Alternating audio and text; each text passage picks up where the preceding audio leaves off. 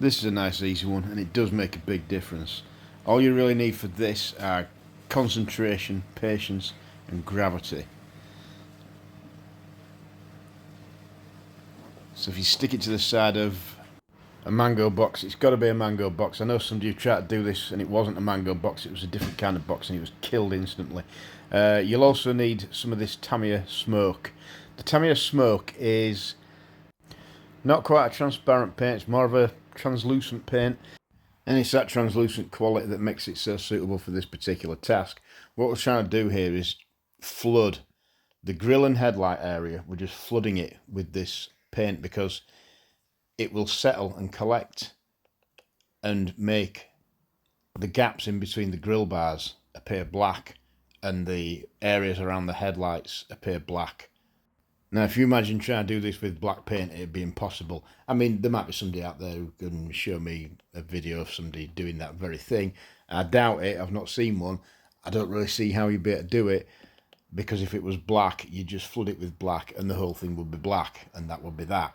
Whereas this, because it's not black, it's translucent grey, it will collect in those areas, and in those areas, the thickness of it will make it appear black.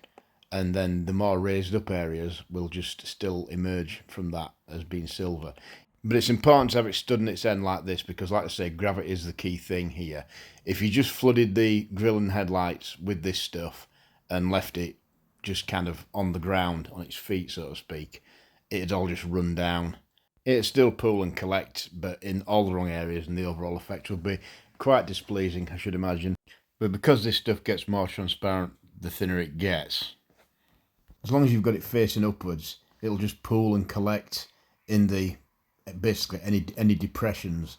It will fill those and make them appear black, while the bars of the grill, etc., anything that's kind of raised, will just stay silver, because the stuff might still be on there, but it'll be so thin you can't really see it, so it will just look like the chrome. You'll see what I mean once we get to the end of this. I mean, it still pays to be very careful and concentrate and not get it absolutely everywhere. And if you do get somewhere you don't want it, I mean, there's various things you can use. A cocktail stick's a good one to get. I'm actually using a brand new Stanley knife blade. You've got to be careful how you use this, of course. You don't want to press too hard or you'll actually take some of the chrome off it as well. So you've just got to apply it very gently, just to, I've used this word before, but just gently manage off any kind of excess paint that don't want to be there. I'm doing the same thing with the bumper air intake as well, because obviously on the real car that would appear as black. I mean, it wouldn't actually be black, it'd be a hole, but there'd be all sorts of stuff behind it, but it would appear as black to look at it. Same with the gaps in the grill. Really, it's not as though it's a solid grill that they've painted some black stripes on it. They are just like gaps, but there you go, that's what it looks like. So you need to leave it in that sort of, and that's just to compare with what it was like before. So, I mean, perfectly fine, great looking sort of front end, as it is when you get it out of the wrapper, but this just gives it that bit of definition, gives it that distinctive kind of face. I picked this one because it just has a very elaborate and distinctive looking front end, not as in the real car. It's got that distinctive Mercury front end from that time, and funnily enough, now I've done that, it reminds me of the Matchbox Mercury Park Lane. I'm working on one of those too at the moment, so I thought I'd just bring that out. And now I'll get onto the back end, because you can do a similar trick with that as well. I mean, the back end of this car, the real one, it's also quite distinctive, and it really doesn't take a lot to bring that out in this. So we're just blackening the infill panel in between the rear lights, and then we're just going to put the lights in there as well. Now, it's all kind of laid out for me and all made relatively easy. Again, obviously, you've got to make sure you're sort of colouring within the lines a little bit, and you can use the same techniques to correct any mistakes with that. I mean, the Stanley knife blade might seem like a slightly risky way to do it, but if you're used to using a Stanley knife blade in that way, it's quite easy. But if you want to put a little bit more pressure on, if you've got a bit that's, I don't know, it's a slightly bigger mistake that you've made, or you want to put a bit more pressure on, then the cocktail stick is obviously going to be a lot more forgiving. in terms of like it won't scratch the paint. You can put quite a bit of pressure on to get the paint shifted and get it escorted off the premises without doing any damage to the underlying chrome.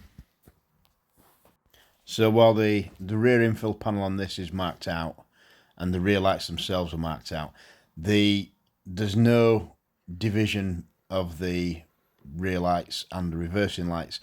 So you have just got to mark those out yourself. The outermost sections of the lights were red, and then the innermost and smallest sections were the reversing lights. So I'm just putting a drop of red into each lens. That was kind of... It's always good actually to just dab the area with the cocktail stick when it's not got much paint on, just so you've got a feel, of where it needs to go to sort of hit the mark.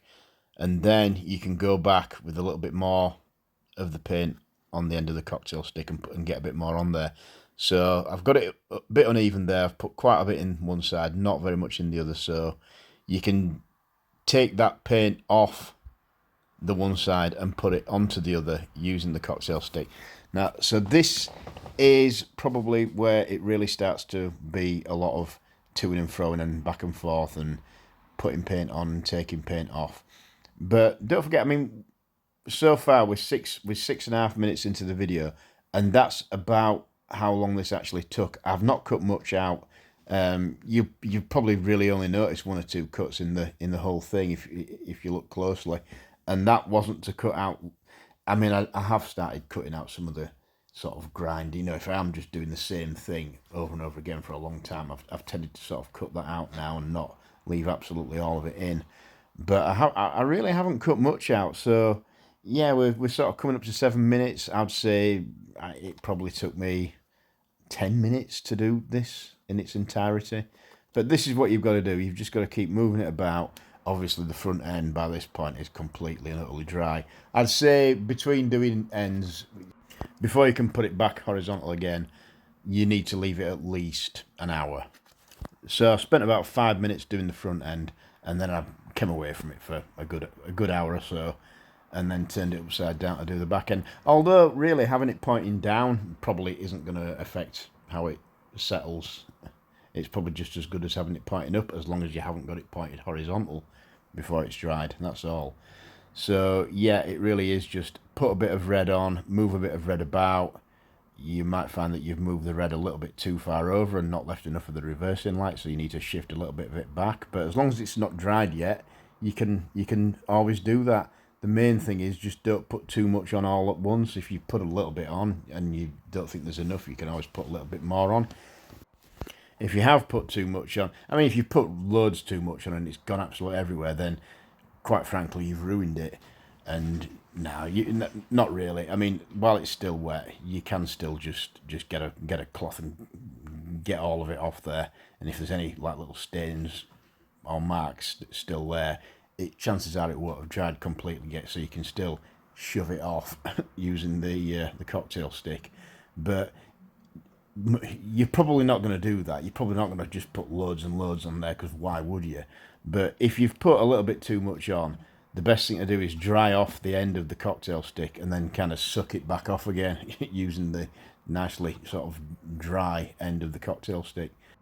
So the remainder of the video now is more or less that repeated, just putting a tiny little bit on, taking a tiny little bit off.